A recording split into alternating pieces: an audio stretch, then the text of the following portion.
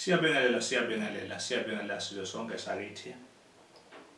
Kuphi nakuphi umuntu la ekhona khona uyabingelela uDr Sibhekile, wonke umuntu osibukelayo njengamanje siyambingelela.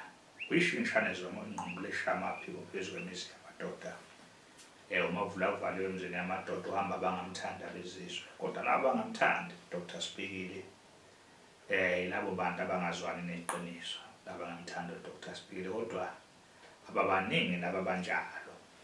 Siyambingelela ke wonke umuntu la ekhona khona.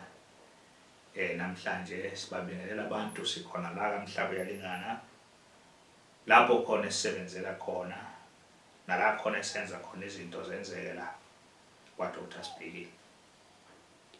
Njengoba sihlezi sisho ke sithi ke hayi ke abantu bakhalile kakhulu, abantu bathi ayikhona sekunesikhathi eside sigcine kuvela la emavidweni. Inkinga yakhona ke sibhizi kakhulu la ekhaya, isikhathi ngempela kuyenzeka singabi bikho.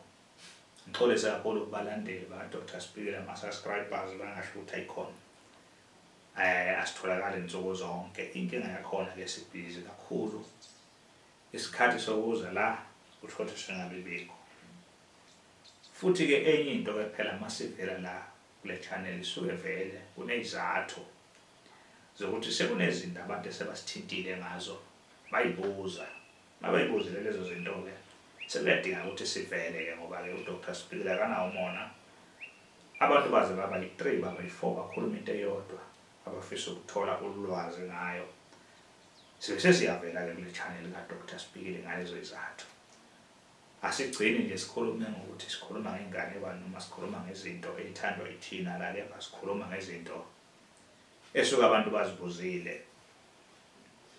Lana ke namhlanje ke sikhuluma ngodaba lomcebo. Wonke umuntu la emhlabeni utholakala ethi ufuna umcebo. Namhlanje sikhuluma ngomcebo, kodwa umcebo wedlozi. Isiphakamiso lesi esikhuluma ngaso, kodwa isiphakamiso somcebo wedlozi. Lento ke sikhuluma ngayo la isiphakamiso somcebo wedlozi. Lokho kuchaza ukuthi kulungiswa umsamo womuntu noma kulungiswa idlozi lakho.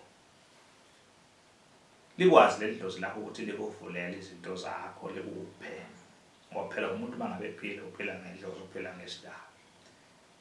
Emndenini wake lapho uzalwa khona bakhona abantu babekade becebile. Noma bangacebi bonke abantu, kodwa emndenini uthola ukuthi kuba nalo nje munye othola ukuthi bekade umuntu ephumelele empilweni, abantu bake lapho sokuzalwa khona.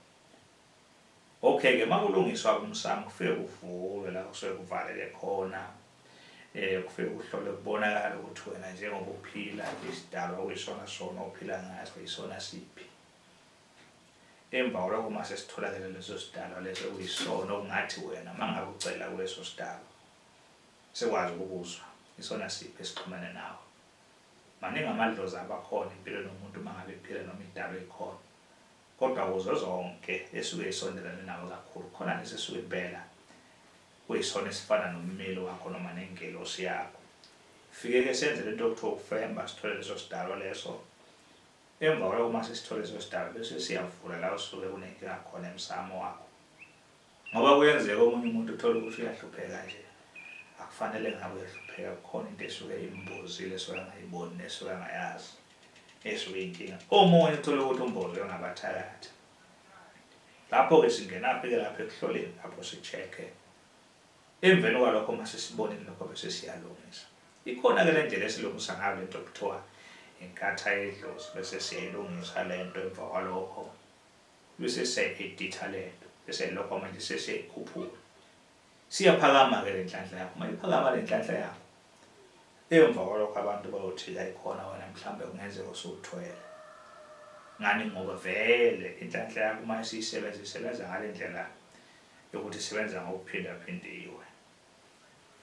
Kodwa into enhle ke ngaleyo ncebo lenjalo ayinayo imigomo ozobalelwa yona wena ngale mgomo ukuthi ayike manje ngoba sekunjena ke sekufanele kudlule isikhathi esingaka uhlabe, sekufanele ugqoke impahla eyodwa. kodwa sekufanele ungagundi ekhanda sekumele wenzeni sekumele ubulala umuntu ubulala umntwana ubulala umfazi ubulale cha unjalo ngamanye amazwi kule ngcebo enjalo abukho ubungozi obuba khona kuwena uphila impilo yakho lena nje oyithandayo makuwukuthi nje impela uyigeza lensizwa noma unjalo uqhubekela njalo leyo nto leyo okade uvela uphila yona mawukuthi umuntu okholwayo uyahamba uzikholelwa nje ayibibikho inkinga kodwa izinto zakhe zisuke zilungisekile ngendlela efanele asinawo amagundwane ukuthi cha kunamagundwane olanda imali kodwa khona into esikutshela yona ukuthi ingcebo izokhuphuka izophakama ingcebo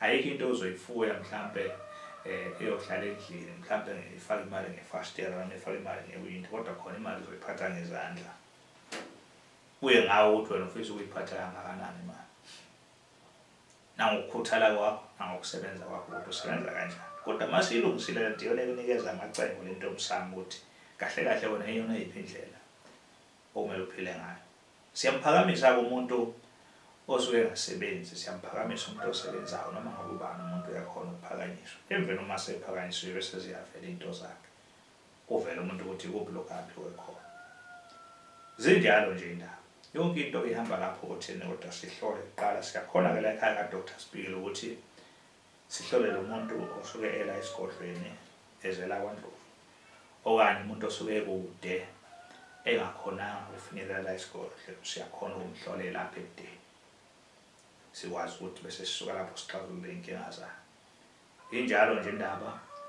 aziningi kakhulu ke indaba abantu ke bayazi ukuthi ke la okwamhlaba uyalingana mangabe uza ka Dr Sibhikile ugibele imoto noma uphi ukuthi okwamhlaba uyalingana kepha eBhambanana kamhlaba uyalingana eBhambanana ungakafika eBhambanana khona isitobhi lapho kuthiwa isemathayini lapha emathayini la uzokwehla khona bese uyangena ngalomgwaqo ongena ngempumalanga ushone kwa Dr Sibhikile mangabe unemoto yakho njalo ungena lapho ungena imoto yakho siyohlangatshezwa khona la ngemoto yakho la ekhaya lapha esitobhi sinjalo nje indaba inamba zika Dr Sibhikile 0711069603 0711069603 bawungenzeka ukuthi uyafona ungamtholi Dr Sibhikile uyafona ucingo longabanjwa lo mkhuhlane ukhona ke loyo ngenxa kubhizi kakhulu ngalendlela exakile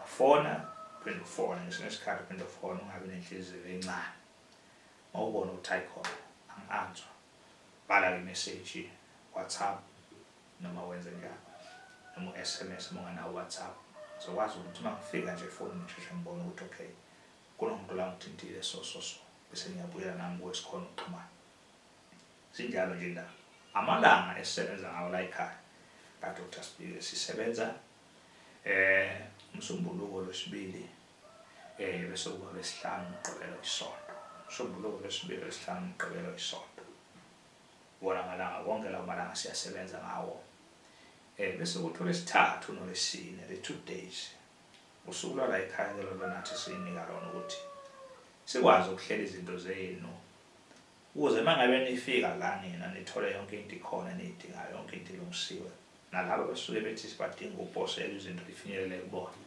sikwazi ukubaphosela izinto zabo zifike kubo kungagcini sekune traffic engasalawuleki la ka Dr Sibhikile enqaloko ingakho sinalamalanga amabili sibe senzela nje usini isikhathi sokuthi sibone ukuthi wona umuthi osiphelele emathuluzini ethu esisebenza ngawo mangabe sisiza abantu ikuphi okungesuke sesishoda ngakho makumele kulanda kuphi khandi kuyolandwa la kulandwa khona kuyohlanganiswa sinjalo nje indaba ziningi kakhulu indaba babhayini ngicela nje ningibambe ividiyo elandelayo siyabonga yeah